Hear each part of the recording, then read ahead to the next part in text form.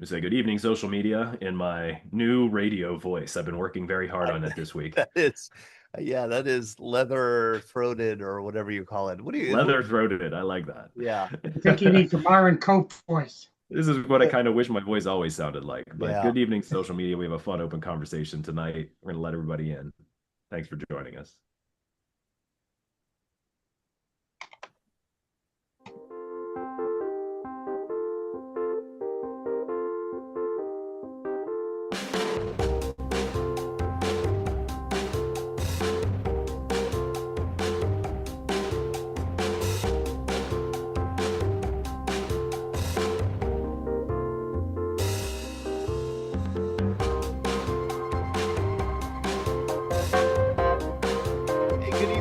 Good evening, everybody, and welcome to the Veterans Breakfast Club. I am Todd DiPastino, the Executive Director of the Veterans Breakfast Club, and I'm with my colleague here, Sean Hall, the leather-throated Sean Hall. Hello, Sean. How are you? Good evening, everybody. I've had my 2-year-old son to thank for the cold that makes me sound this sexy. Yes, a nice summer cold for our Sean Hall. And tonight, we have open conversation. The Veterans Breakfast Club, for those who haven't joined us before, we're all based on our simple proposition, and that is when a veteran shares his or her story, everybody benefits. The veteran is heard, and the non-veterans are educated and inspired. So that's what we do every Monday night at 7 p.m., Thursday nights at 7 p.m. here online. We also have events in person where veterans share stories. And tonight is open conversation. This is where I put the word out. Please send me your topics and questions that you'd like to discuss. And many people did. So we have a lot lined up for tonight. I want to get through as much as we can. But before we start into the stuff that I had planned, there was something that came up fairly recently that I thought I would share with you and have you discuss. It comes from the Veterans Breakfast Club complaint department. We send out a weekly VBC bulletin. This is it, to about 6,000 emails. These are people who have signed up to receive our schedule updates. And we also send out every Monday a bulletin, which is kind of a newsletter with articles that we either pick from the news, or sometimes we do anniversaries, and certainly we have a very active blog. So this one has tampons and gold coins in Vietnam, a donut dolly remembers. We have a nice article remembering Julian Moses, who was a World War II veteran who came on our program. We have this, and I know that we have people joining us from Japan tonight, which I'm very thrilled about, that we're going to get to shortly. And on July 9th is the anniversary of something the Japanese remember very well, but Americans don't. And that's when Commodore Matthew Perry and his black ships forced open Japan to the world. That was in 1853. Here's an article on it's a video on the U.S. military's massive global transportation system. And then finally today, the VBC Bulletin featured a recommendation that people go to watch a 1989 television documentary about the life aboard the USS Hyman G. Rickover, which was a nuclear submarine. And the documentary was made, it's 1 hour long. Documentary was made in the 1980s, and it's available on YouTube. And I put it with the heading here of somebody quoted who was a submariner. Submariners are strange people. That prompted an email from Chad Little. He says, "Nice, Chad, how are you?" I'm doing well. He says, he says, "Nice article on Julian Moses. However, why are submariners strange people to you as opposed to other military professionals? How about Navy divers, SEALs, other special forces, fighter pilots, Rangers, some of those guys you highlight in various spotlights? Many men and women could be classified as strange simply because they had difficult mission to accomplish. I met many within the Navy one would designate as strange. I bet you did, Chad. But they had the capabilities to complete the mission they were assigned." So, Chad, would you say you took offense at my calling submariners strange? No, I I took offense that you didn't include more strange people. If you want to talk about a strange one, Rickover was really strange. Yes, Admiral Rickover was famous for being strange. And yeah, when I say that submariners are strange, I hope you understand that it's not a criticism, at least coming from me. I think, see, this is where I start to get in trouble because I'm not a veteran. I think veterans are overall kind of strange, and that's why I love them, because I feel like I'm kind of strange. And that's what and people who are strange are people who are just kind of like off center a little bit. And that gives them an unusual perspective on life that you don't get from the mainstream of the population. And that's what makes people interesting. Well, you paired me up with a Coast Guard guy going to Vietnam. And I had never met him before, and I wondered, this should be interesting. And by the way, he's getting his knee operated on Thursday. Yes, that would be Dale Gower. You Yes, did. it is. You And really, we have dinner with our wives, and we get along well. I've really gotten to like Dale. We're all different. would you say that Dale is strange? In some ways, yes. I would agree, very much so. And yes, and I hope he's listening and hears that. And I think he would agree too. Coast Guarders are strange. Very few people are stranger than Marines, though. Would you not? Would you not agree with that, Chad? Yes, I would. And his what's his name from North Carolina on? Oh, old what's his name? I think what's Oh, his name? Brad. Yeah, I think what's his name is with us. Hello, Colonel. What's his name? How are you? And Doing well, thank you. Chad, thank you for that comment. I'll remember that. In fact, I'll make a note right now. Okay, you make the note. all right. Thank you, Chad. Thank you for clarifying. I think we got nothing clarified, but that's fine. No, that's okay. Yeah. I even included Ben among the strange ones. Oh yeah, Ben Strange. You bet. I mean, look at him. He's got an airplane in his background. That's all you need to know. That's right. Right. I want to let people know I received this magazine in the mail today, and I'm very happy about it. This is our summer edition of VBC Magazine. You can see that the cover is the 80th anniversary of VJ Day, which will be on August 14th. And so all our articles are about VJ Day, the end of World War II. This we send out to about 12,000 households, and then I will get a bulk shipment tomorrow in my driveway, several thousand more that we will start sending out to people across the country, and that we'll be delivering in person to people actually also.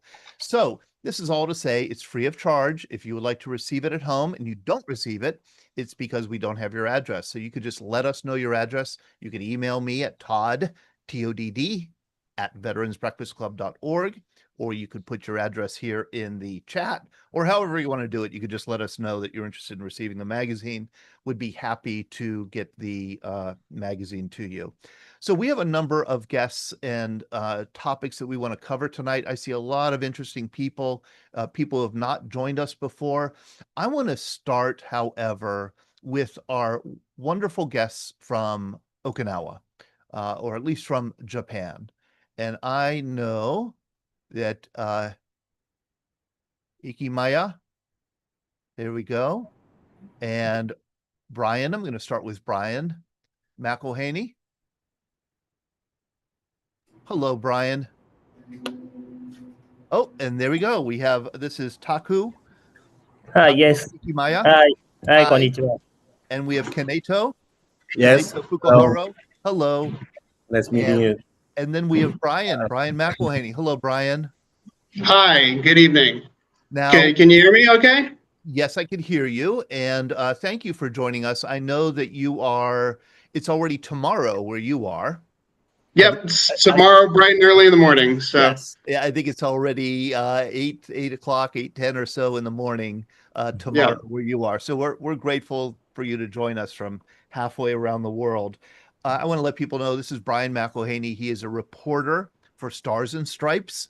He covers the U.S. military in Okinawa, among other things, and he wrote a couple of wonderful articles that covered something that some Veterans Breakfast Club members were involved in, including Bob McGowan, who's on this Zoom call tonight. And this is one of the articles that Brian wrote. It's about this corpsman, this Navy corpsman, Marine on Okinawa, who was wounded. This photo was taken April 11th, 1945. You could see him here. He was all of 18 years old. He would live another 34 days and be killed on Okinawa on May 14th. And Brian dug into the history of this corpsman, Vernon Monk Martin. Our own Beth Russell did a lot of research into him. Bob McGowan did a lot of research about him. So Brian, we're very grateful to you for doing this article. Brian, can I ask you, just before we get started on with our other guests, can I ask you what motivated you, or what motivates you to cover the military on Okinawa as a reporter? Well, I actually grew up here on this island. My parents were both in the Army. I did not while we were on Okinawa. I'm part Okinawan. So this place has always kind of felt like home to me. Not just the Okinawan people, but also the military community that I grew up in. I graduated from the Dodea High School here. Everything. So it's a real privilege and honor to be back and to be, covering my hometown for my hometown paper that I grew up reading. Yeah. And covering, the stories of these, amazing men and women in our military.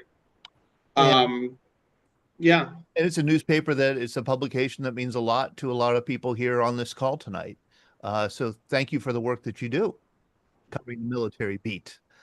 And you told me about a new project that you're covering, and then we're gonna bring in your guests who are doing 3D imaging of this huge memorial that I think most Americans are probably not even aware of. It's called the Cornerstone of Peace Memorial in Okinawa. It's gigantic. And these columns here, and I think this is a closer up view, contain the names of everyone killed in the Battle of Okinawa in 1945. And that amounts to 240,000 people. Is that correct, Brian? Yes, just about. So the memorial, and actually the story that you put up on the screen earlier was about the Navy corpsman. He was the first American name added to this memorial in 5 years. So they're still finding people. They're still adding names to the memorial. What's going on now is we have a company here in Okinawa, Ikemiya. They went and 3D mapped the American or the foreigners section of the memorial. So, the American, I think the British as well. So that people who aren't on Okinawa can visit this website when it launches in August. And they can see their family members' names on the wall there. They can explore the memorial. They can read translations of kind of the information that's on that memorial there. So it's a really cool initiative for veterans and for the families of these folks who were killed during the battle to get to see this memorial if they haven't seen it already, or even if they have seen it already, to see it, kind of this snapshot of when they 3D mapped the area. So that's kind of what the project's about. We're working on a story for this memorial. So my piece of it is I'm hoping to speak with some veterans about or veterans, but also family members of the service members who were in the Battle of Okinawa, just to get their stories and their thoughts about it. If they've seen the memorial, if they knew about the memorial, anything like that. Yeah. So Todd, you have my contact info. If anyone, I'm gonna have to jump off really soon here because I have another thing to cover this morning. Oh, okay. But after everyone has kind of heard about the project from the company, if anyone is interested in contacting me, you can pass along my info, and I'd be happy to speak with them. Now, can Taku and Kaneto stay on, or yes, I believe so. They're here to explain the project. So and I'll stay on for a bit. I just have to leave in about half an hour or so. But Taku and Kaneto, how is your English? Do you need a translator? Very, very little English, so we need a translator. I have my colleague here, Keishi Koja, who works with me at Stars and Stripes, and he is an excellent translator, so he will handle translations for us. So he's there with you now? No, he's in the meeting. Oh, he's in the meeting. Okay, Sean, could you maybe locate the translator here? We could ask him to unmute.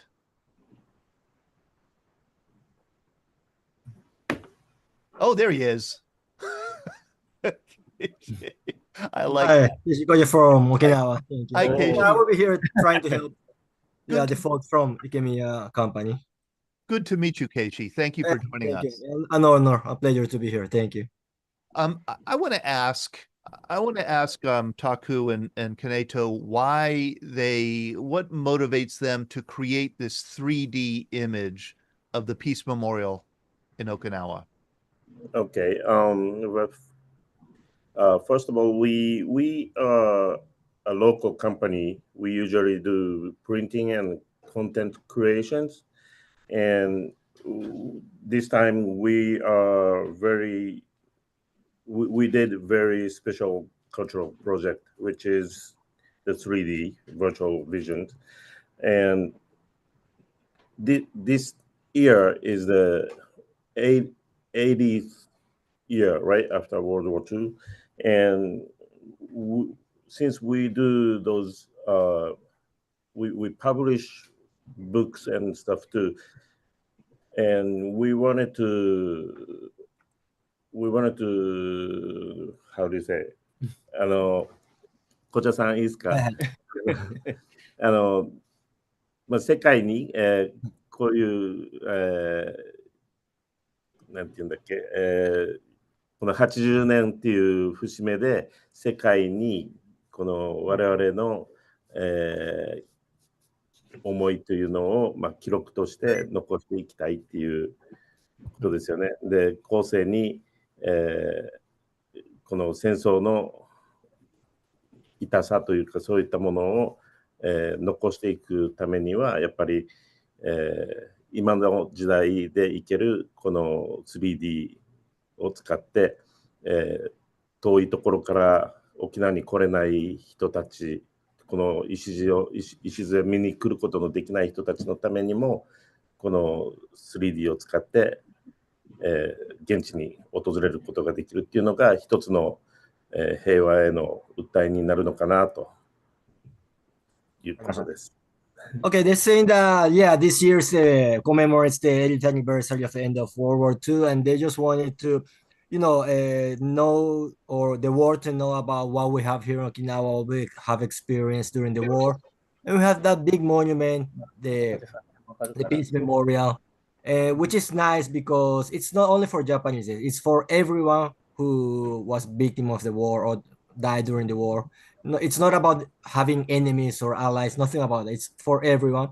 So it's a big symbol of peace we have in Okinawa, and they wanted the world to know how devastating was the war here in Okinawa, and they want to, more people to know about what we have here, to the world to know what this memorial means, and they wanted to transmit a message of peace to all people, all generations, next generations. And they thought that this 3D mapping would be a nice idea to I mean, make it easier to come to Okinawa. I mean, it's hard to fly from the States to Okinawa. So if you have just a computer, your smartphone, whatever, you can just click and watch Memorial and see, how many people, a lot of people died during the war, how many people were inscribed there in the stones. And it would be nice to transmit that message to the world. This is wonderful because I think most Americans don't know about this memorial.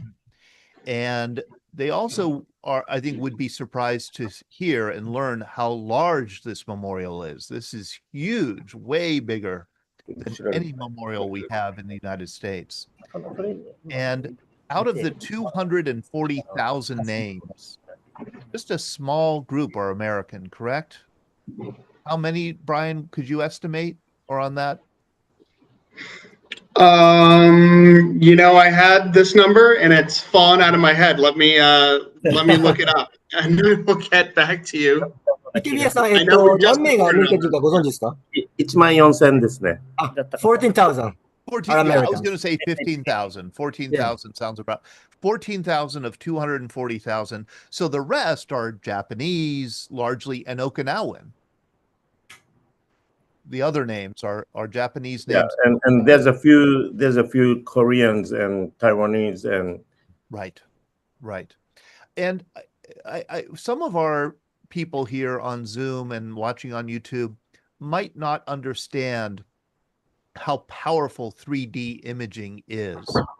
The 3D imaging that you do, you could watch it on your computer. You could probably use the goggles or whatever they're called. And it's like you're there. It's like you're there touching the stone, and you'll be able to read translations. I think it's a wonderful thing for people who might not be able to travel to Okinawa, but who lost family members in Okinawa, to be able to visit because of your work. So thank you for the work that you do. Thank you. Is there anything else you want to let us know about? Do you want people who you want to hear from people who have family members who were lost on Okinawa? 小路さん、もう一度いいですか？はいはい。はい。これをテストで我々撮影してるときに、2年前、3年前だったかな、あるアメリカ人ファミリーがいて、で何してるのっていう会話をしたときに、こういう 3D をしてるんだよっていうのを伝えたら、もうものすごくこれは意味あることだよって言われたことがあるんですね。それが一番のきっかけかなと。これで我々確信したというか、やる意味がね、やる意味があるんだなっていうのを思いました。池宮さんisa Linda, Taku san isa Linda, Kaneto san isa Linda. When they were test shooting the site like 2 to 3 years ago, they made accidental American family here at the moment, Peace Memorial Park. And they were saying, yeah, like, what are you doing here? What are you taking photos? And they were explaining about the 3D mapping project. And I mean, she said that was an amazing project, that it was really meaningful for them, for people who had family members dying during the battle. And that was one of the biggest reasons and motivations for them to start this project. Okay. And Joe Griffiths, you have a comment? Yes, I landed on Okinawa coming home July 17, 1968 for about 12 hours from Vietnam. And I'm part of the project now. Are you, Brian? And thank you, gentlemen. I think your service is great, what you're doing. Another great evening, just getting full of knowledge. But Brian, do you know Mike Knapp from the War Memorial Project in Washington? He oversees the 26 cemeteries and the 31 memorials around the country, around the world. Okinawa, I'm not Okinawa, Wake, Guam, Normandy, Juniper, all the cemeteries. Are you familiar with Mike Knapp? The name sounds familiar. I don't think I've had the pleasure of meeting him, but it sounds familiar. Just quick, I got put on a commission with them on the Army's birthday with the National Flag Association, the National Sheriff's Department, Mike Knapp from the memorial, and our show, and we unveiled an American flag in front of the Vietnam Wall. The next day, it was flown to France and it's visiting all 26 cemeteries, 3 days apiece. It'll be brought back to America in October. We'll visit every state for 3 days. It'll end up in, we hope, New Jersey, in front of the Vietnam Veteran Wall there. And then the next day be taken to Washington and put in the National Flag Memorial. I think it would be great, and I have a little bit of pull, I don't know how much, if we can maybe stop off at Okinawa, to your Cornerstone Memorial and have it pay a visit there. And then the flag will be donated on the 4th of July next year and put in the National Museum. And we would love to have, if it's right with Todd and Sean, we would love to have you guys be part of that ceremony.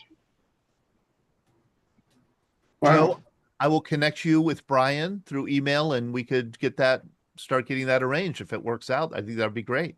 And by the way, I read his newspaper as often as I could get a copy in Vietnam. It was great. It's still, I think, the greatest newspaper published, really. But anyway, we'll stay in touch and we'll see what we can. I know we can make this happen. Great. And I think it's great. Thanks, Brian. Thanks, Joe. And Brian, I'll let you guys go. I know you have a work day ahead of you, but again, I want to emphasize how powerful this 3D imaging experience could be. I know that the Veterans Breakfast Club is starting to work with a 3D imaging company on projects like this to help veterans to be able to deliver veterans to historic places, maybe places where they served, maybe memorials that they have a connection to that they can't get to physically, but they could have the experience of the place virtually or remotely. It's really magical stuff. So I think it's an important project, Brian, and we'd be happy to help you get the word out or connect you to people who might have a story connected to the memorial as best we can. Also, if possible, I just wanted to add one more thing. It's that the company, Kemia company, is doing this as 100% volunteering, no profits, and it's not like connected or related to the prefecture or national government. They are doing like 100% volunteering, and we have another not a problem. It's not an issue, but I mean something that is happening. It's that every year we're adding bunch of names to the memorial, right? But we have seen a decrease in the number of names added to the foreign side. I mean, we have been having many Japanese people being added recently. For example, we have some like 2,000 names, I think was last year, for a Japanese ship that sank during World War II, and they were adding those names from the Tsushima Maru. But we have been having a decrease in number of foreigners. As I told you, Vernon Martin was the first in 5 years, the first American 5 years. And the prefecture is also trying to work to have more names in that side, the foreigner side, which are, as Taku-san said, Kaneto-san says, the Taiwanese, Koreans, or American, of course.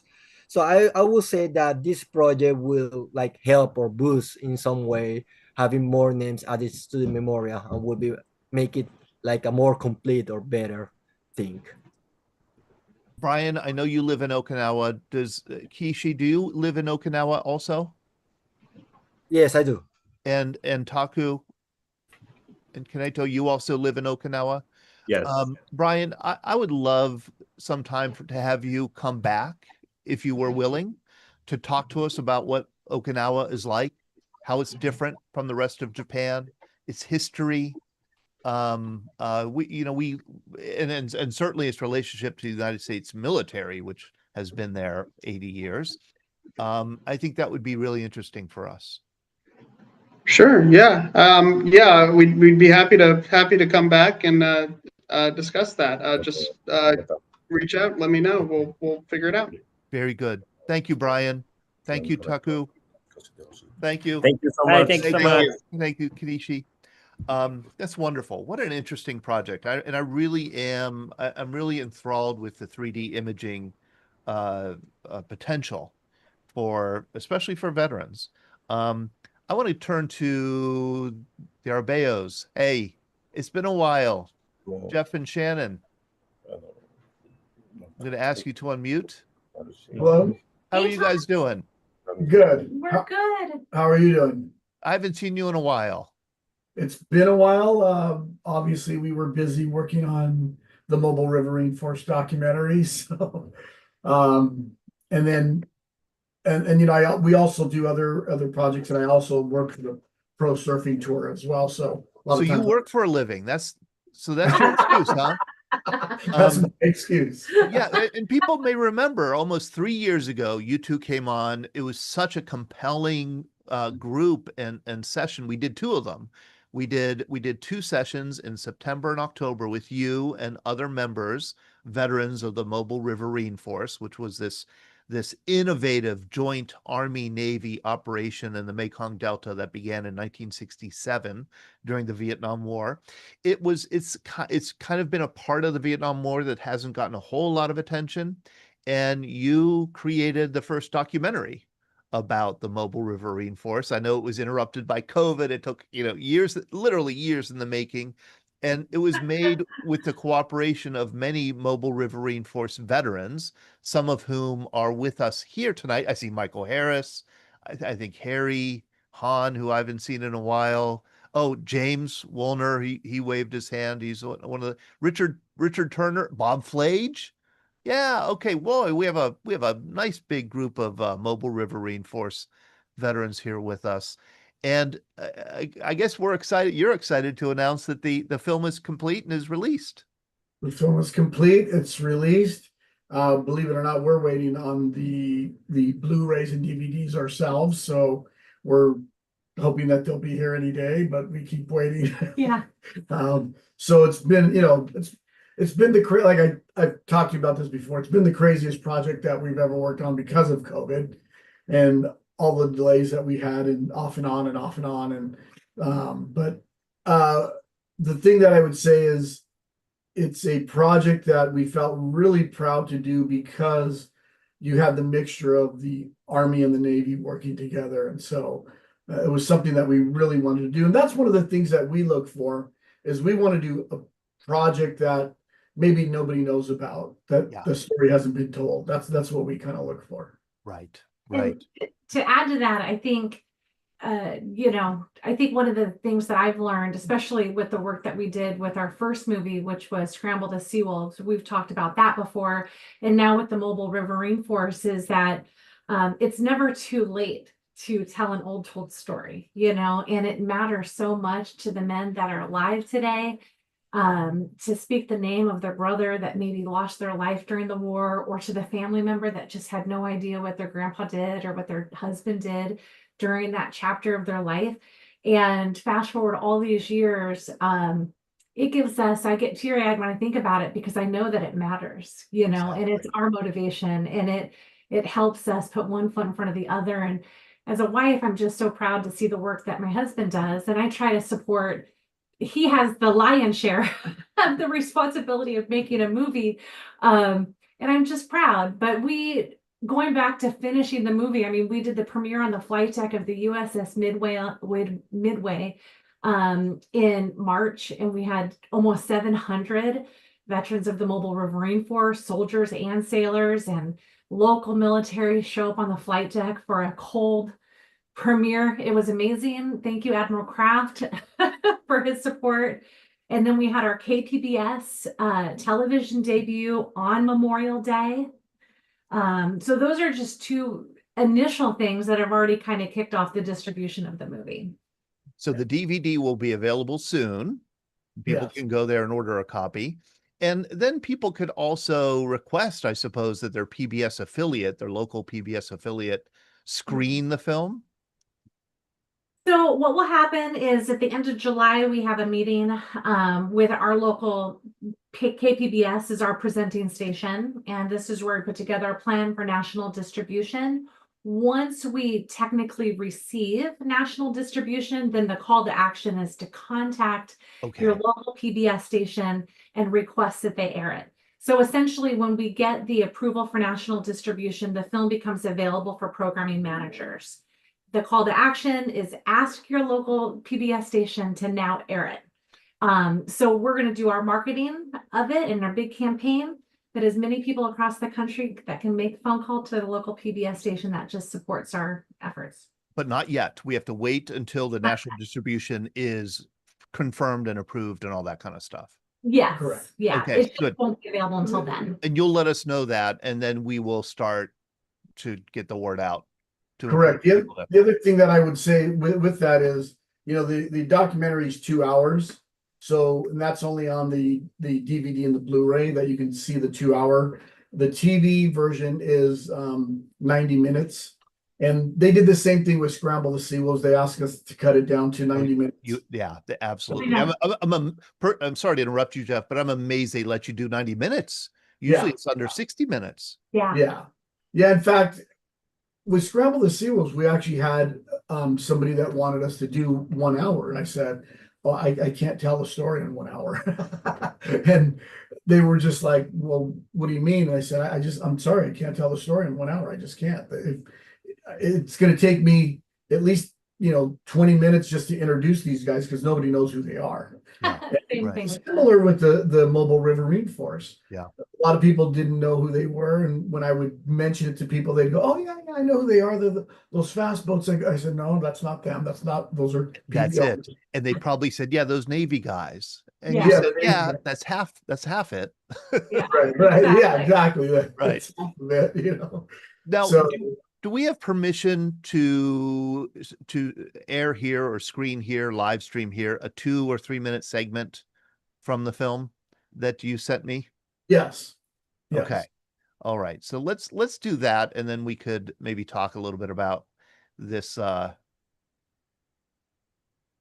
this clip here. So I don't know if you want to set it up at all. This is June 19th, 1967.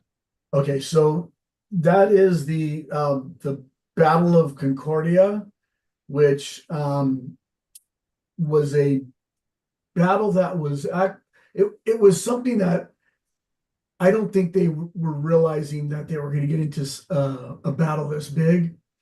And I remember them talking to me, and this is the hard part. You have to cut out all these different little tidbits of information in the story to make it all fit. But I remember them telling me they were up in the helicopter saying, "Hey, it looks like nothing's going to happen today. I guess, maybe we could just head home." And all of a sudden, boom, the enemy opens up, and a lot of the men were killed, and It was an ambush. an ambush, and a lot of the men were killed, and a lot of the men were injured. And it involved both Army and Navy. And that was one of the reasons why we wanted to tell that story, because it wasn't just Army, it wasn't Navy. Right. And it was one of the biggest battles that they had. So we wanted to tell that story. And by the way, this documentary is just barely touching the story of the Mobile Riverine Force. You bet. There's You so bet. much more to tell. Yes, much more to tell. So here is a clip from the Mobile Riverine Force documentary. June 19th, 1967. The MRF faced one of its toughest battles. It would be known as Operation Concordia near Bach. Army and Navy forces were locked into a brutal fight. The Navy had many men injured, but for the Army, it was sheer devastation. Alpha Company marched into an ambush and was decimated, and Charlie Company would suffer heavy losses as well. June 19th, 1967. June 19th. June the 19th. June 19th. My longest day of my life. The most significant one was a battle that we had on June 19th, 1967 in the Bach area in Vietnam. We're down in the Delta. We got a lot of rivers around, a lot of rice paddies, a lot of villages, and we're on a battalion size operation, which means all three of our companies, the A company, B company, and C company, were operating in that area, and each company is supposed to have a couple hundred guys, but we had been in Vietnam for a while, and we had a lot of injuries, a lot of people, so we were operating way below what we should have been in terms of people for a company. 3 days previous to that, we were out there looking for the 5th VC Battalion, trying to get a handle on where they were at because of the impending operation. All these places right around Saigon, the VC were just infested. The middle of June, Intel had said the Vietnam Bay, they have a major base. It's only 15 miles south of Saigon. By this time, all the boats had showed up. So we had 50 boats, American boats. In the early part, we were using the Vietnamese boats, which I called hogbats, and were just awful. When the American boats showed up with American sailors, they had staged this first battle.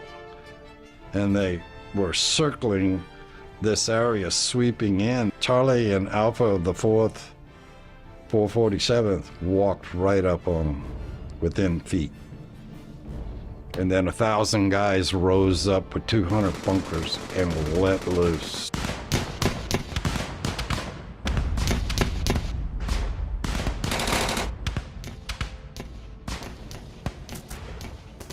A Company came over the radio screaming, and you could hear the shots being fired. Okay. Boy, that's riveting stuff. Let me ask some of the Mobile Riverine Force veterans here. I see Michael. I'll ask him to unmute. James.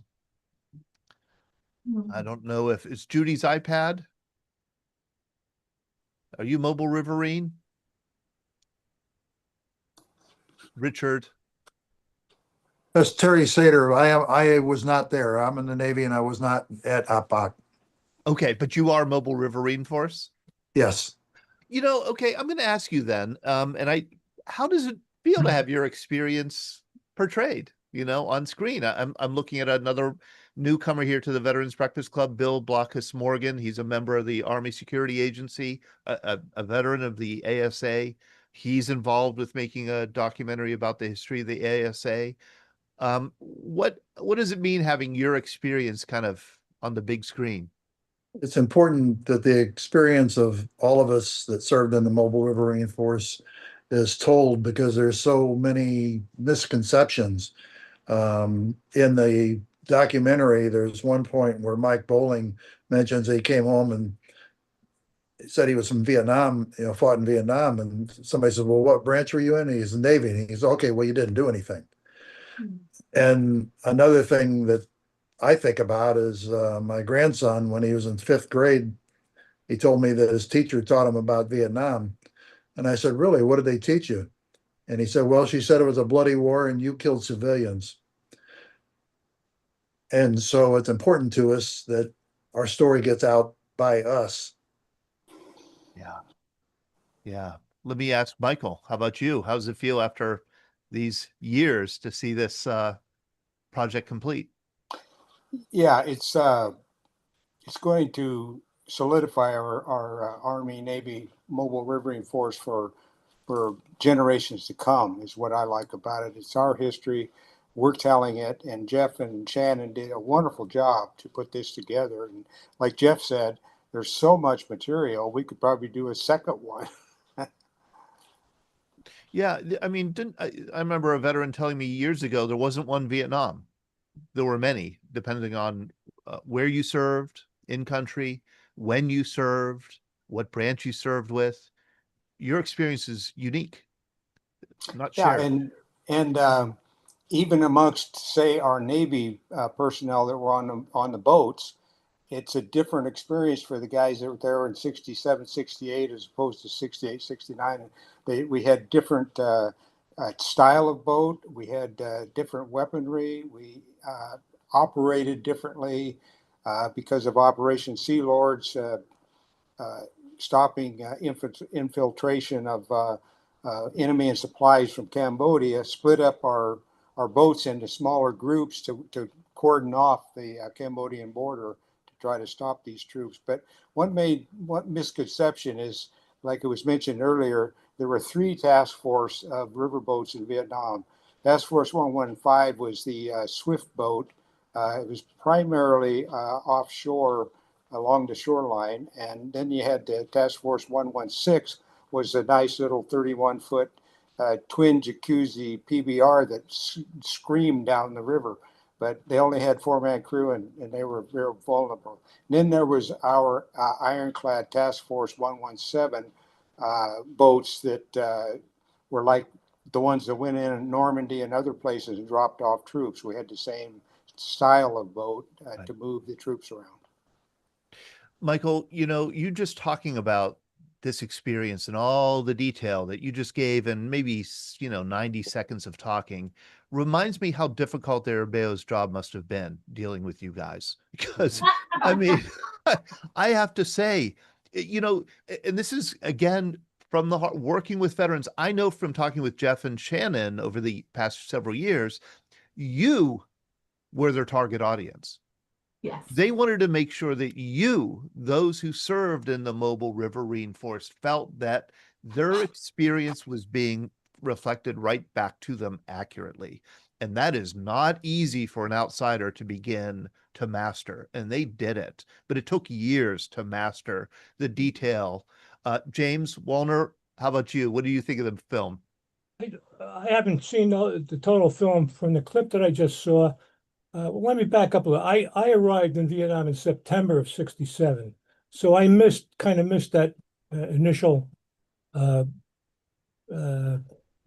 beginning of the Mobile River Reinforced, the MRF, and I was in as heavy weapons infantry, and I realized that the Mekong Delta was nothing but mud and water, and I could just see me humping a mortar on my shoulder through that slime and muck, and I had to get out of it some way. Well, fortunately, there was a new unit being formed. It was involving airboats, like in the Florida Everglades. So, they say never volunteer, but my hand went right up. I figured if I'm going to get shot or whatever, I'd rather do it riding than walking. Anyway, technically, we weren't part of the Mobile River Reinforced. We were part of actually, we were 15th Engineers, because we had 5-ton trucks to carry us around on to get to different areas. We operated all over the Delta, though. So when I got back home, I started seeing Mobile River Reinforced, and I said, geez, that's really what we were doing too. So let me get a hold of somebody there and ask them if we could become part of it. So they said yes. I think it was Albert Moore, who I was talking to initially. He just recently passed away, by the way. And anyway. So you bring this whole new wrinkle to the Mobile River Reinforced experience. Yeah, that's exactly right. Yeah. And not only that, I believe I sent a lot of stuff to the bios, and I never heard back from them. So I don't know whether they got it or not initially. I even sent them a little clip of our airboats in operation, which was taken by the BBC. They were doing a short story, or not a story, but a story on America's allies in Vietnam. And we worked a lot with the Royal Thai Army. And that's why we were included in that. But boy, what was it like working with, can I ask you, the Royal Thai Army? What were they like? Absolutely fabulous. Really? Everybody says the Koreans were mean and yes, nasty and whatever, but the Thais were just as bad. So they were intense. But they were great fighters. They were great people to work with. I just, in fact, on my R&R, I went to Thailand for R&R, and they're beautiful people. They really are. That's so interesting, James. Richard Turner, how about you? I saw the 90-minute part of it on one of the channels. I did it on the computer. I went over there in 1968 and as a coxswain of one of the boats, Tango 152-13. And the experience over there was rough. The operations were long, and I stayed in the Navy for 20 years after I got out, came out of there. I re-enlisted before I went over there. And I'm a 20-year guy with the Navy.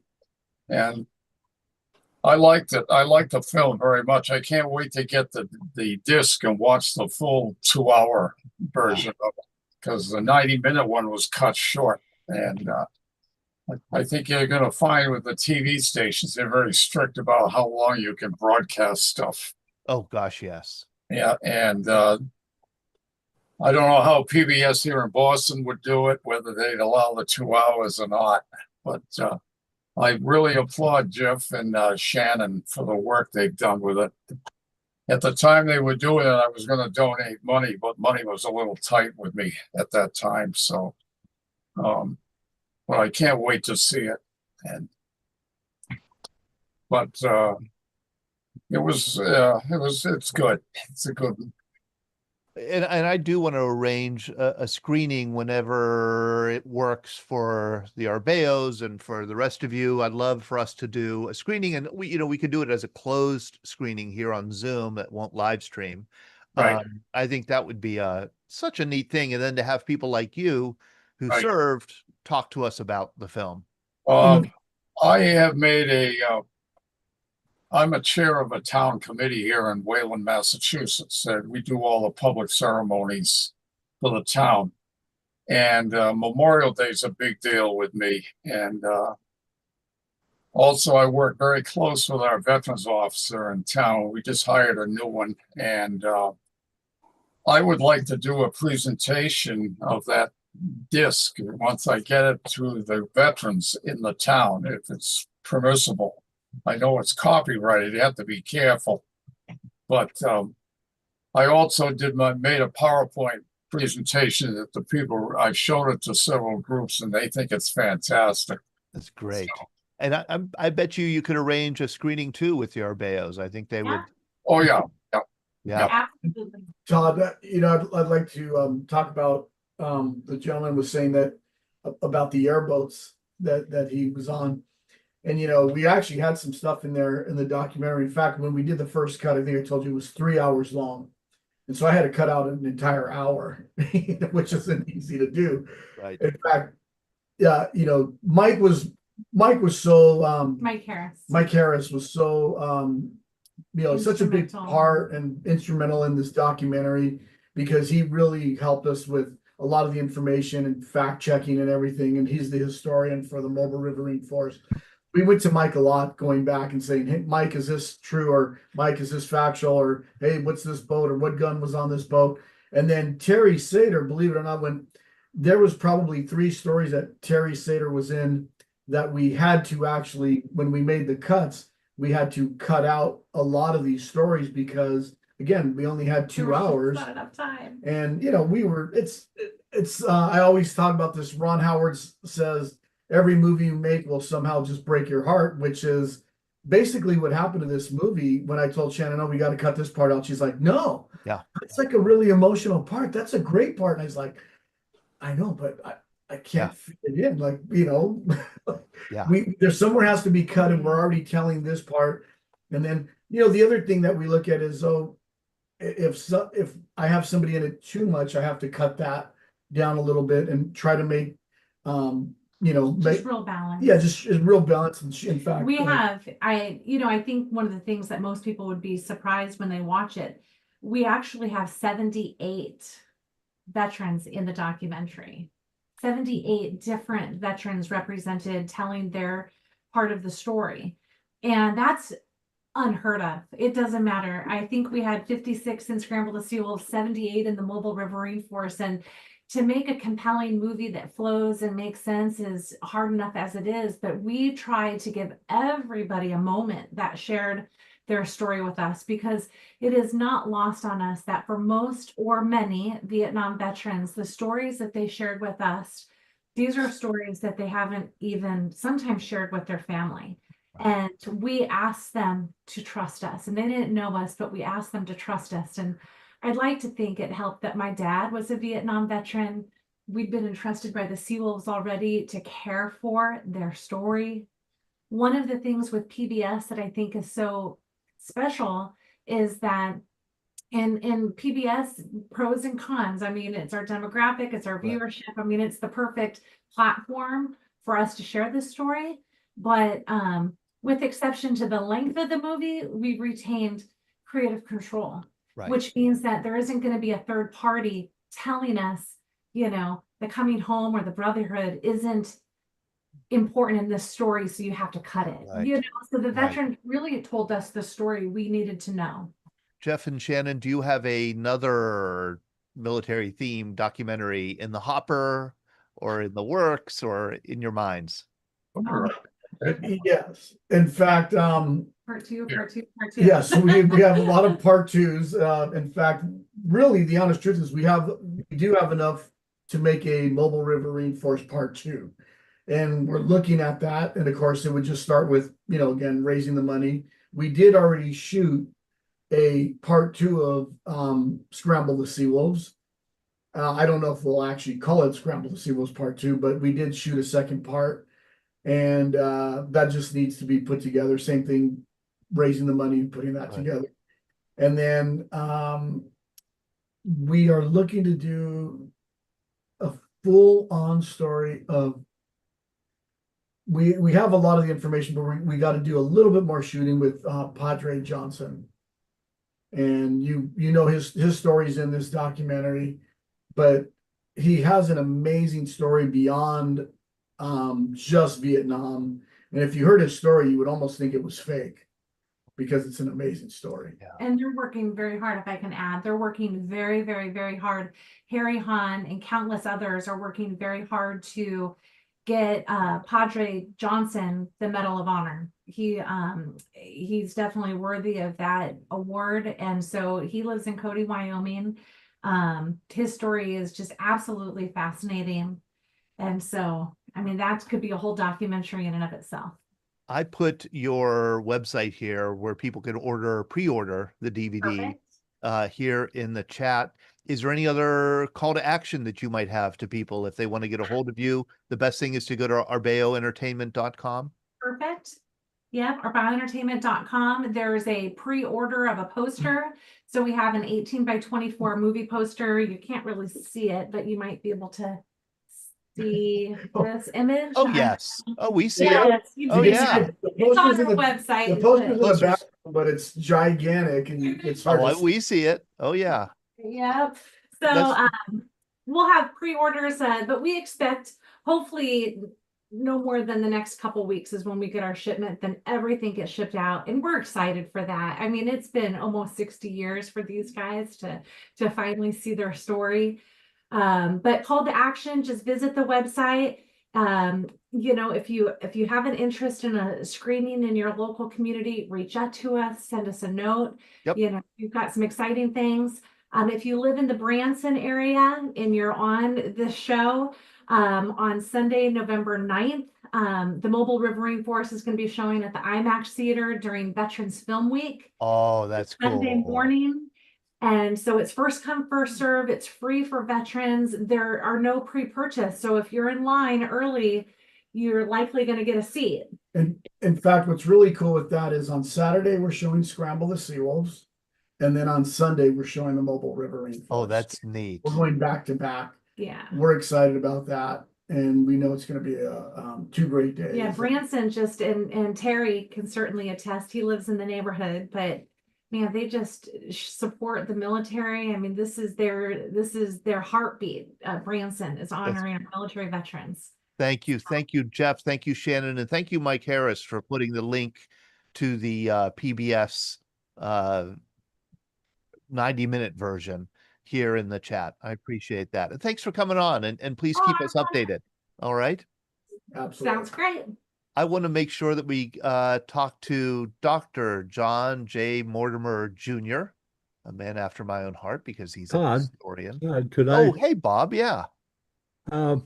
First of all, as a River Raider, we were called the River Raiders, the Army. The Navy was the River Rats. I want to personally thank you for, putting this information out there with this project that you've done. I was with the 3rd of the 60th Infantry, and we were not involved in that one episode that was shown before 3rd of the 39th or 4th of the 47th. However, we had our things that we were doing on the other side of the river. When I first showed up at Echo Company, 3rd of the 60th, I was originally the old man's driver, but he lost his Jeep. He couldn't find it. And so the first sergeant says, well, we're going to give you a job that you want in the field. And unfortunately, for only about 2 weeks, I was a team leader for 106 Jeep. Then they created the Mobile Riverine Force, and that's where we ended up, on the boats. The reason I like this production is I then went to Fort Hood after I got out, and I had another year to go, and I was assigned to the 2nd of the 41st Mechanized Infantry. And I really didn't appreciate that, but I ended up being the CBR NCO for the battalion, so I at least didn't have to go to the field. But the thing is, when I showed up and people were saying, what you did? What'd you do? I said it was on the Riverine Force on boats. And the first question I get is, did you guys fish a lot? And yeah, You're kidding me. Yeah, that was what the people that were landlubbers thought we were into. Oh my So God. got Bob, them. two things. Yes. First of all, the Army, you guys called yourselves the River Raiders. Yes, sir. Okay. Navy, they called themselves the River Rats. Yes. I would rather be called a raider than a rat. Yeah, well, we both had our Yeah. Okay. The second thing you mentioned is you were a driver, a Jeep driver for the old man. That would be the company commander, I suppose. When I first showed up, the Yeah. first sergeant was from North Florida, and he said, get your bags, get over in the headquarters tent. Yeah. And I said, I want to go to the field. But And, they made you a driver, right? And but he said, you're the old man's driver. Yeah. And anytime he has to go somewhere, you take him. But And then he lost his Jeep. I would go out and I was sightseeing when he had to walk to 2 meetings. Bob, I've got a question for you. How did he lose his Jeep? I didn't lose it. I was just using it, and the old man needed the Jeep, but I was using it, having fun. But I thought you said that he lost his No, Jeep. no, I didn't lose it. I was using okay. it. Using it. Okay. I thought there was a good story about the company commander losing his Jeep. He just didn't like having to walk to meetings. He didn't walk. Thank you, Bob. Thank you for joining us tonight. Dr. Mortimer, thank you for joining us tonight also. Thank you for having me. You are with the U.S. Army Center for Military History. You are a historian, as am I. That's why I love having you on here. And could you tell us about the histories that you guys produce? I mean, there's one series that you guys have produced that I think is famous for World War II. Yes, so that's the green books. Am I coming through okay? Yeah, yes. Okay, great. So during World War II, the Histories Division started collecting documents from all the different services and different areas of the Army for the purpose of creating lessons learned volumes for our soldiers. And after the war, they decided to, instead of doing lessons learned, turn those into official histories. So over the course of 60 years, 50, 60 years, they produced 80 plus volumes. And they look like this. They are door stops, as we call them, in the historian circles. They are 400 or 500 page official histories. They cover multiple theaters, the Pacific, the Atlantic, Europe, the Middle East. There are a dozen subsections or subheadings covering the War Department, special studies like quartermaster companies, logistics, engineers, and so forth. Most of the histories are operational histories. There are organizational histories. There are histories that do get down to the tactical level as well. And that series wrapped up only a couple decades ago. And like I said, there's 80 plus. And those are all free online in digital format from the Center of Military History website. There's other collections series that we've produced as well. There's Civil War commemorative brochures. There's other thick operational histories. Oops, sorry, wrong way. Like these on Vietnam. We're currently wrapping up the final two for the Vietnam collection. One's a logistics volume, and one is the final operations history for Vietnam. Those are available online as well for free. Now, if you wanted the hardbound copy, you can get those, but you have to pay for them through the government printing office, the GPO. Right. So you could really, I mean, you could learn pretty much anything or look up pretty much anything you want to look up on any conflict the U.S. has been involved in since the founding through these books online. Oh, absolutely, absolutely. So some of the other conflicts, War of 1812, Yeah. Engagements in Panama, stuff like that.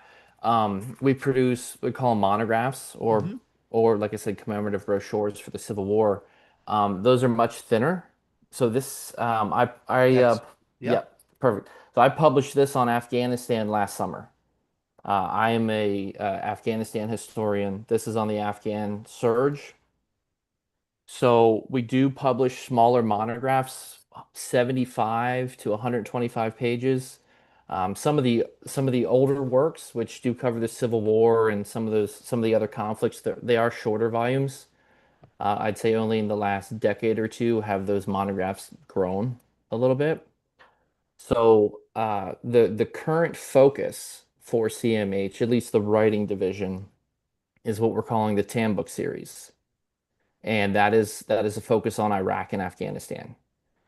We have 4 or 5 historians for both theaters working on different elements. We've got a historian working on the invasion of Afghanistan. We have historians working on the years that follow. We have currently there's a historian, a good friend of mine, is working on training the Afghan National Army. So the U.S. Army's role in training the ANA. So most of us started about 4 or 5 years ago, and the process for getting to the thicker TAM book, which is the end goal, is completing one of these monographs. So we do the research to write the shorter book, and that helps us determine, one, whether or not the source material is available. Yeah. Do we have the secondary literature to complete the more extensive volume? So one of the issues that the Afghan historians have been dealing with is sources. So unlike Iraq, Afghanistan was a NATO effort, and classification of records usually fell under NATO classification. So they're trying to figure out right now how and whether or not we can declassify those records. So that could be a significant obstacle that we're facing for Afghanistan. So that'll be an obstacle not only for you, but for other historians in the future. Oh, absolutely. Yeah. Absolutely, because they have a standard declassification timeline. I think for NATO is 50 years. So they'll automatically declassify those records at 50 years. So is it that you are an Afghan war specialist, or that's kind of what you were assigned at the center? So that's what I was assigned, and I grew into it. So I've spent the last 5 or 6 years solely researching and reading on Afghanistan. Boy, oh Primary boy. sources, secondary literature, that kind of thing. Would we as the Veterans Breakfast Club be allowed to call upon you in the future? Maybe if we have a program that has to deal with the Afghanistan war or the surge or something like that? Absolutely. I mean, that would be fantastic to have you on our, list. Yeah, of no, experts that we could call absolutely. upon. Yeah, I love I love talking to vets. I love interviewing, vets that were downrange. Cool. And I've probably done about 50 or 60 for my time period. Former company commanders and brigade commanders. A couple months ago, actually, it's probably longer than that. Maybe last September, I interviewed General Randy George, who's currently Chief of Staff. He was a brigade commander during the period that I study. So yeah, I do a lot of interviews as well. That is so neat. What fascinating conversations you must have and how fascinating your job must be. Yeah, yeah, not many people can say they do what they love for Yeah, work, and that's I'm right. one of those people. So, Well, John, thank you for joining us, and I will be calling on you in the future. And we put here a link. I put a link to your volume on the Surge okay, great. here in the chat, and also to the center's publications catalog generally. Yeah, great. Thank you, and thank you for having me. All right, join us again, John. Thank you. Absolutely, thank you. Do we have Rod Haynes? I want to say hi to Rod if he's on. Rod, if you want to raise your hand, you can. I'm not sure if he joined us. He's a surface warfare officer vet who has a new book, a memoir. We're going to have him come on and talk about it, but I thought he might join us and I could say hi. But I also want to share, let's see here. Where is it? Oh, here it is. I want to share something else that has come up. I was contacted by a reporter for the Pittsburgh Post-Gazette a while back. Her name is Laura, and Laura was working on a article for the 50th anniversary of the Vietnam War. And I gave her some names and some contacts. I think I recommended some of you to be interviewed. And she contacted a whole bunch of you and created a wonderful article. I mean, this thing, I haven't, I hesitate to share it just because it's behind a paywall. And so we can't share it in our VBC bulletin, or we can't share it in our emails because we don't like to share material that's behind a paywall, and it's frustrating. You get the link and it's frustrating. You can't get it. You have to pay money. So we tend to share only things that aren't behind paywalls. But you could see this is a really extensive and beautifully illustrated article on profiles, I should say, of some of our veterans here. And I think we have some of the veterans on tonight who are profiled here. Larry Woods. Larry, that is Larry Woods. Look at him. Is Larry on tonight? Sean, if you could see, I see Jim Puhala's on. Look at Larry. I haven't seen Larry. No, okay. He hasn't changed a bit. I'm gonna have to share that at some point. Jim, oh, there you go, Jim. Jim, oh, look at this. Look at this guy. He's on tonight. That white-haired Army veteran, as he's been called to me. That white-haired Army buddy of yours. Rick Weber. Is he on? Saw Rick earlier. I'm trying to find him now. All right, you snooze, you lose. Jim, you're on. How are you doing, Jim? Doing great. How are you? What do you think? What do you think of your life being depicted this way? I tell you, I don't know how Laura did what she did. I mean, we spent probably 3 hours together, and she managed to condense our conversation and fit it into the narrative of this article, and I thought she did a great job. It says here, I've known you for a while, but it's just recently I've learned a little bit more of your background. It says here, the grandson of Slovak immigrants from Braddock, and people who aren't from the Pittsburgh area still might be familiar with Braddock as a steel town, a world famous steel town near Pittsburgh that, man, just collapsed in the 1980s and even started collapsing before then. You earned an MBA before the Army sent you to Vietnam. So you were a helicopter pilot with a master's in business administration. That's right. What good did that degree do you in Vietnam? Not a whole heck of a lot. just like my experience as a helicopter pilot didn't do me a whole lot of good when I got home. Yeah, exactly. Tell me about this Purple Heart here. How did you receive that? Well, when I got shot down, as I said in this article, there were bullets flying through the cockpit. And it wasn't until later I got back to the aid station and found out that I had taken a piece of shrapnel in my ankle. So it was a relatively cheap Purple Heart. A relatively cheap Purple Heart. In other words, you could walk and you could talk. I could walk and I could talk. Wow. Wonderful.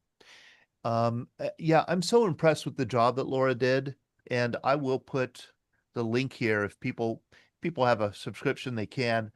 You know, there's also another way. I know that there was a PDF of the article circulating.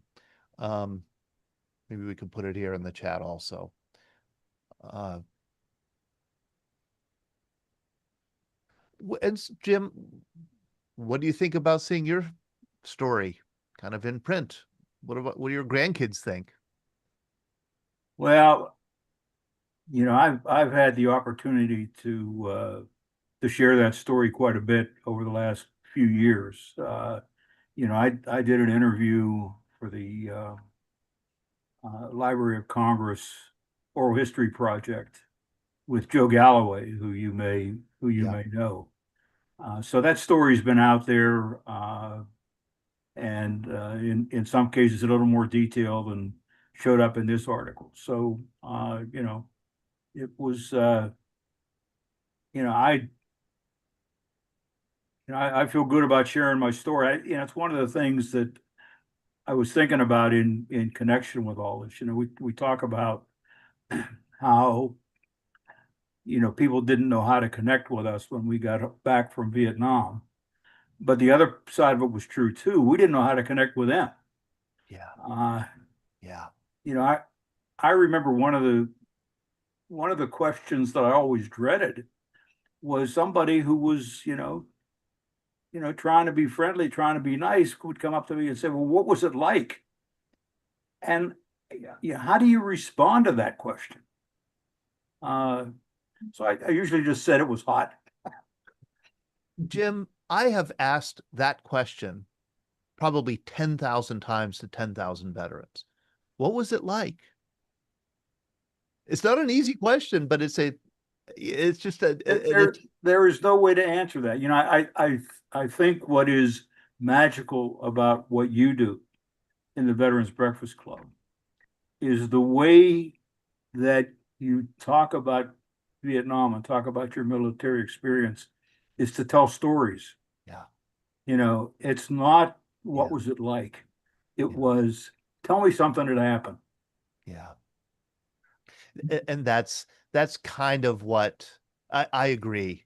It's through the story that you really learn. You learn both about the experience and the person and the place. Yeah.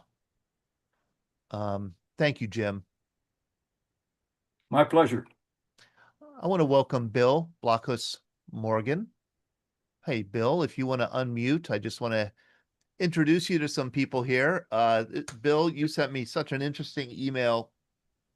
Okay, I guess it was a couple weeks ago that you are an Army veteran, longtime Army veteran, and that you served in the Army Security Agency, the ASA, which no longer exists. I think it's been swallowed up by other intelligence agencies. And you were talking with a documentary filmmaker about doing a documentary on the Army Security Agency. How have those conversations gone? Right now, we're still almost through the first month, and we're working on the concept of it. And of course, tonight, listening to the other individuals that made documentaries, a lot of insight into with the storytelling, and then trying to bridge it with the context of what their service actually meant as far as accomplished mission and other things like that. So we're still throwing back and forth the concept for it between the producer and the writer and myself on that. Could you tell people what the Army Security Agency was? The Army Security Agency was a component, the Army's component of the National Security Agency. Air Force had theirs, the Navy had OP-20G. There were a lot of different ones. Each one had their own specific lanes, as far as global collection was concerned. And essentially, they were doing communications intelligence missions, ELANT missions, MASENT. They started basically branching out into other areas as they went along. And then at some point, 1977 was when they converted into INSCOM, and we started going along with the CWE, where you had the operational group up here working field stations, NSA, and then the rest of us working at division level or with tactical units. So, Bill, you just used the term CCOM and CWE. I have no idea what you're talking about. Okay.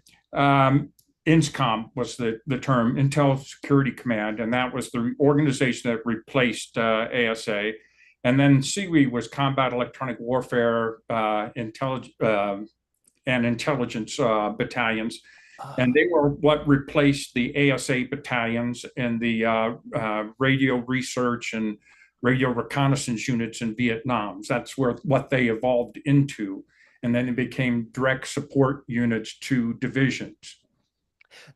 Bill, the one thing that I know about the ASA is that the first American killed in the Vietnam War was a member, correct, of the Army Security Agency? Right, Davis. James Davis? Right. And essentially, he was in an advisory role over a group of, they had programs. One was White Birch, and the other one was Sabretooth, to train Vietnamese soldiers in how to do communications intelligence type operations. And he was an advisor over 6 or 7 of them, and essentially was ambushed when they were out doing a mission. I'm going to ask you what I asked some of the Mobile Riverine Force vets. Why is it important that the story of the ASA be shown on screen? Well, they have called ASA the Forgotten Warriors, or the guys that weren't there. And a lot of it, signal intelligence and communications intelligence has always been a very protected source for information. Ever since it began, Ultra in World War II, and then basically the operations in Vietnam. They didn't want people to know how we were getting information on them to be able to accomplish our missions. So essentially, there's a whole group of guys out there. If you look in most of the books at the Center of Military History, other places like that, most of the information still has not been unrestricted by the National Security Agency. Right now, the last history that's out that has been released is 1963. If you want to look at the growth years in Vietnam and when we really expanded to a large operation doing the mission, that's going to be 65 and on. And it may be 5 or 6 years before some of those books come out, or some of those material come out. We have a program scheduled for September 15th.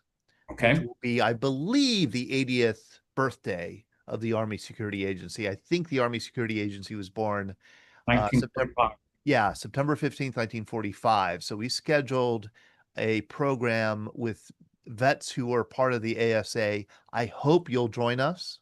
Sure. And I hope there's some progress on the documentary that you could give us an update on. We're going to get there. All right.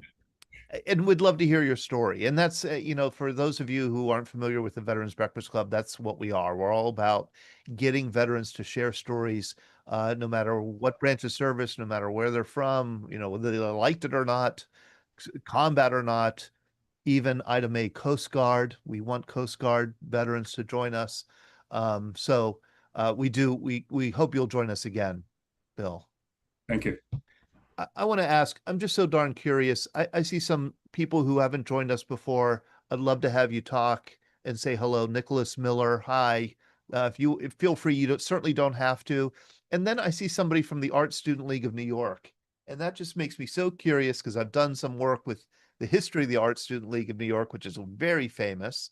You did? What did you do? Well, I've done research on some artists who were at John Sloan, I think, was at the Art Students League. Don Freeman, who wrote Corduroy, the children's book. He was very into the Art Students League. Yeah, I mean, it's, lots of people went through the Art Students League. So why should an artist like you join a veterans group like this? Okay, well, I have no veteran identity really. My father and stepfather did some service. But I'm here because I'll be doing my second uh virtual national veteran artist network symposium, National Military Veteran Artist Network Symposium. It's um on Zoom, it's 3 hours. Last year I did it with the Americans for the Arts, and this year I'm doing it with the National Veteran Art Museum in Chicago. And so it's a way to have we've got studio visits and some different programming. It's and it ends with like a social thing. It's a thing. I don't know. We like make it for people at the identity cross section of veteran Okay. artists. Have you been talking to Sean? Sean, have you heard? And what is your name?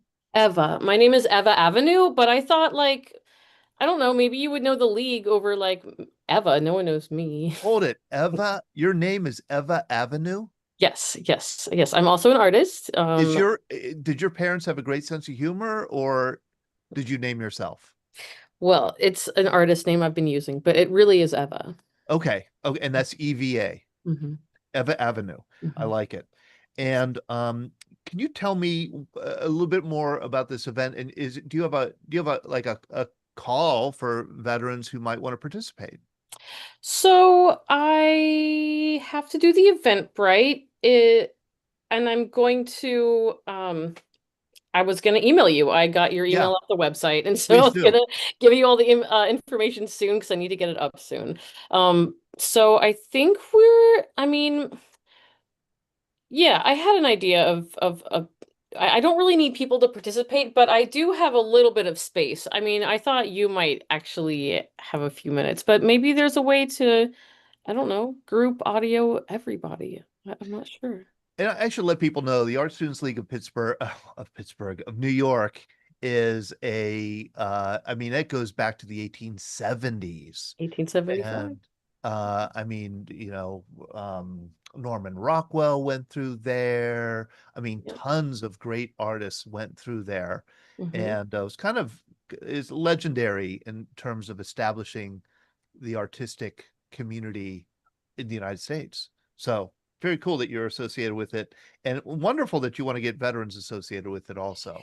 Yeah, and I'll tell you, I thought to do this because people don't realize that because we have much programming, we also have a 4-year program where we do take the GI Bill, but we're so inexpensive that you could do it twice over. You could do it like a 4-year program in one thing, and then a 4-year program in another concentration, because where we're located in Manhattan, you get this like higher housing stipend because of the area code or zip code, whatever you call it. Anyway, so I thought let's tell everyone about this fantastic legacy in case they want to come live in Manhattan and do stuff at the league. All right. So, yeah. Eva Avenue, I hope to hear from you again. You will. And you could email me or Sean. Our emails are on the website. Okay. And would love to help to get the word out about this stuff. Thank you. All right. Thank you for joining us. Sure thing. Charles Bechtel, Colonel. Yes, sir. How are you? Very good, sir. I love the sir. Man. Yeah, that's the mark of a career military. Exactly. 36 years wearing the uniform. 36 years wearing the uniform. And you're from you're from Central PA. Yes, I am. Correct. And a retired colonel, served in Vietnam. Right. And you have a book. I do. Title of the book is Sent to War, Returning for Peace, My Reconciliation with the Vietnam War. It's a combination of my memoirs as an infantry platoon leader in the 1st Cavalry Division, 1968 to 69.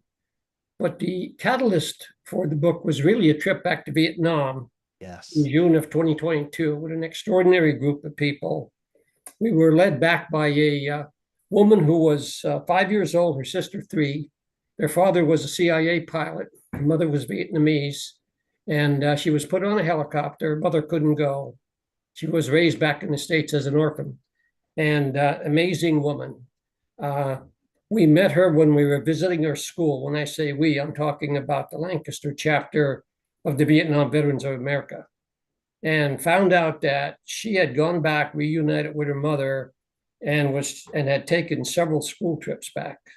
I wasn't really all that keen on going back to Vietnam, but when I found out she was going, I wanted to. We also had 11 Marines, 11 veterans, and some real heroes. One of them, Charlie Miller, in Da Nang, was so badly wounded, he was literally blown apart. He spent 15 months in the Navy hospital in Philadelphia. While he was there, his brother Jim visited him. Jim joined the Marine Corps also as soon as he got out of high school. Visited his big brother with all the tubes running in and out of his body, and Jim didn't have to go to Vietnam. The Miller family already donated one child to the war, but he said he was a Marine and he was going. When he was in Vietnam, he was stationed not far from his brother. He was an acting squad leader, got shot in the stomach, was holding his stomach when he jumped on an explosive device and gave his life up for his brother. It was a very emotional trip, but a very therapeutic trip. And it was a fantastic trip. And when I got back, I had to write the story of that. And that's what my book is about. And I think that's the part of your story that I love the most, is this sense of healing and peace that you got through traveling back to Vietnam.